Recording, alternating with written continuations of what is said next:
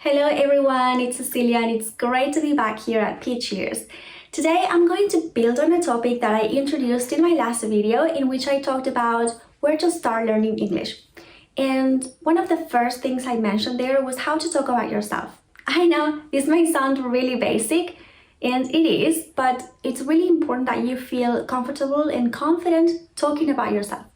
So today I'm going to mention 9 topics: greetings, your name, your age, your country, where you come from, your education and qualifications, your job, your experience, your family, and your hobbies. So let's get started.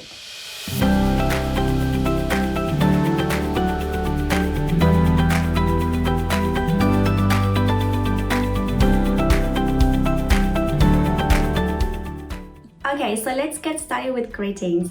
I'm sure you know hi, hello, good morning, good afternoon, and good evening, but I wanted to say something about good night. So in Spanish, if you're a Spanish speaker, we say buenas noches if we want to say hello at night. And you may think, oh, good night is the equivalent to buenas noches, but it's not. We only use good night when we want to say goodbye. So for example, you meet with friends for dinner at night and you want to say hello. Don't say good night. Say good evening. Only say good night if you want to say goodbye, see you tomorrow, or see you another day. If you are in Australia or New Zealand, you may have heard good day, and that comes from British English. In Great Britain, that's a very old-fashioned and outdated way of saying hello, but in Australia and here in New Zealand, it's quite popular. Good day. You may also have heard hey or what's up or hiya. Those are really informal. Only use them if you are in informal situations and if you feel okay using them. If someone asks you what's your name, you can say I am or I'm. For example, I'm Cecilia or my name is Cecilia. If you're answering the phone, you can say this is plus your name. This is Cecilia, how can I help you? If you have a nickname, you can say, my name is Cecilia, but my friends call me Ceci. If you have a name that's a little bit difficult to understand for native speakers, you can say, my name is Cecilia, but I know it's difficult to understand or to pronounce, so you can call me Ceci or Maria. That's what I do sometimes because apparently Cecilia is a little bit difficult to say. I've been called Cecilia, Cecilia, Celicia, and many others, or Ceci. Even Ceci is difficult for them and they call me Sissy or Sassy. Those are words in English and they have meanings and they don't represent me. So sometimes I just say Maria. Make sure you know how to spell your name. Because, for example, sometimes you go to a restaurant or a coffee shop and they ask you for your name to take your order, and sometimes they don't understand, they're not familiar with Latin names or Spanish names, so make sure that you know how to spell it. To answer the question, how old are you? You can answer with your age. You can say, I am, for example, 30 years old, or I am 30. But in case you don't want to mention your specific age, there's something else you can say. For example, I'm in my early 30s, or I'm in my mid 30s, or I'm in my late 30s, for example. That way you give the other person an idea of how old you are without being too specific. To answer the question, where are you from, you can answer with your country or with your nationality. For example, I'm from Argentina, or I'm from Brazil, or I'm Argentinian, or I'm Brazilian. You can also say I come from, and that implies a long journey. So if you're answering this question in a place that's really far away from where you're from, you can say I come from. I can say I come from Argentina. I was born and raised in, that means you were born and you spent your childhood in the same place. I was born and raised in Brazil, for example. If you were born in a place, but then your parents moved somewhere else and you spent your childhood in a different place, you can say, I was born in Brazil, but I was raised in Mexico, for example. You can also say I grew up in, or I spent my childhood in, like I grew up in Buenos Aires, or I spent my childhood in La Pampa, it's a province in Argentina. You can also say I'm originally from. I'm originally from Argentina. And then if you move to another country, you can complete the sentence and say I'm originally from Argentina, but I'm now based in Auckland or Wellington, for example.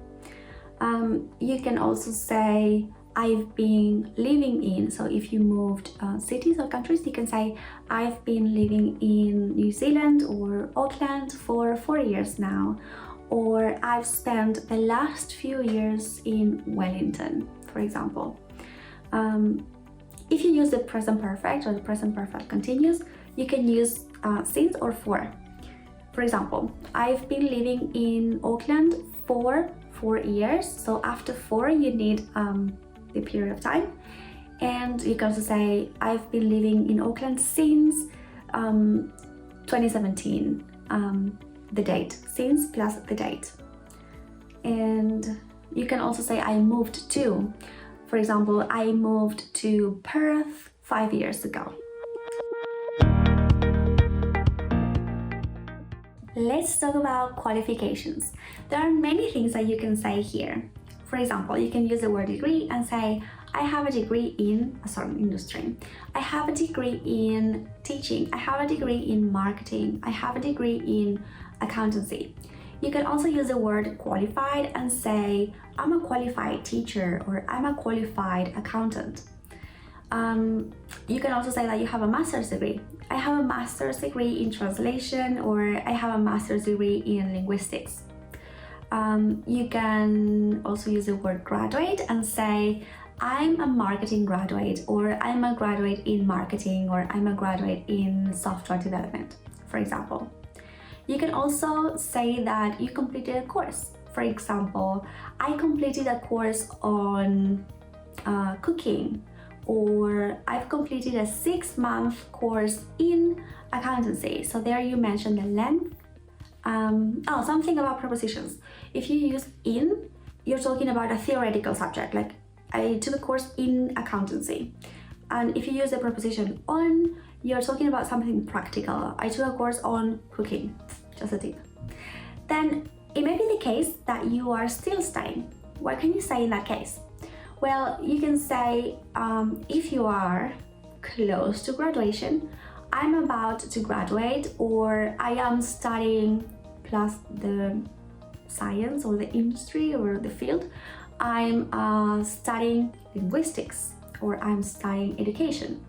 I'm completing a PhD in a certain field, or I'm in my final year of my linguistics degree, or I'm in my final year of my software development degree, or I'm nearing the end of my studies if you're about to finish. I'm currently taking a course in or on if you are studying, to upskill.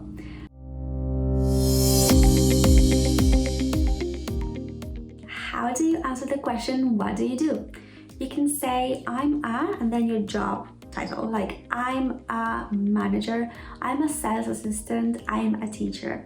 You can also say I work in and mention the area in which you work, the field. I work in education, I work in sales, I work in marketing. If you want to talk about the company where you work at, you can say I work in this department. For example, I work at Air New Zealand in the sales department, for example. You can say I'm a manager at Air New Zealand.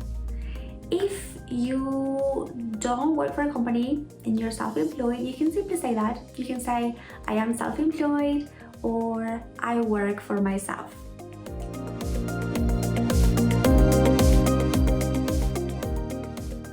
To talk about your work experience, you can say something like this. I have 10 years of experience in education, or I have a decade of experience in software development. You can also say something like this. I've worked in education for 5 years, or I worked in software development for 5 years. Something else that you can say is I started off my career as for example, I started off my career as a teacher in the British Council 10 years ago. Or I started off my career as a software developer 3 years ago in Intel.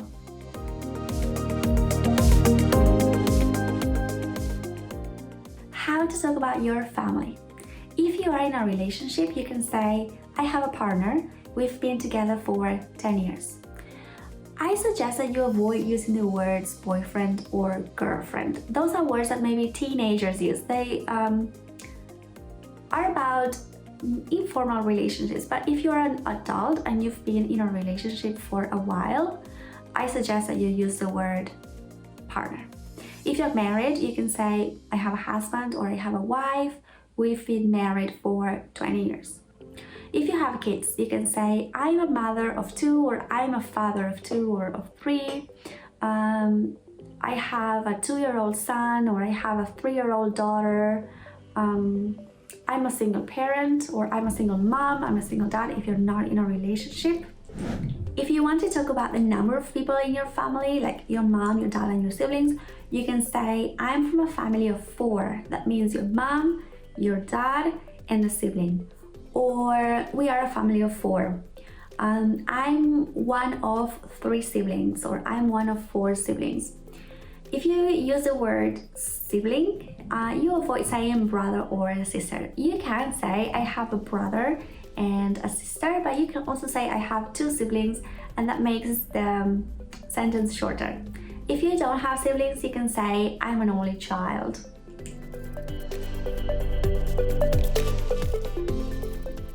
To talk about the things that you like doing, your hobbies and your interests, you can use the verbs enjoy, like, and love. You can say I like running or I enjoy running. So be careful here. After like and enjoy, use a gerund verb with ing. I like running, or I like swimming. I like coding, if that's your thing. Always use ing after those verbs. You can say I'm a big fan of football. I'm a big fan of tennis. You can also say I'm keen on playing tennis, or I'm keen on running, or I'm a keen runner, I'm a keen writer, I enjoy writing. You can also say I'm really into running, I'm really into swimming, I'm really into playing football. Okay, that was it for today. I suggest that you take all these phrases and expressions and that you prepare a text, or write about yourself and improve that text and read it aloud again and again in order to polish it and improve it.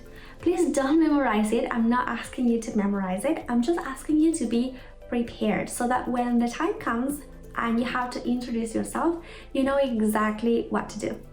I hope you have found this video useful, and see you next time. Bye!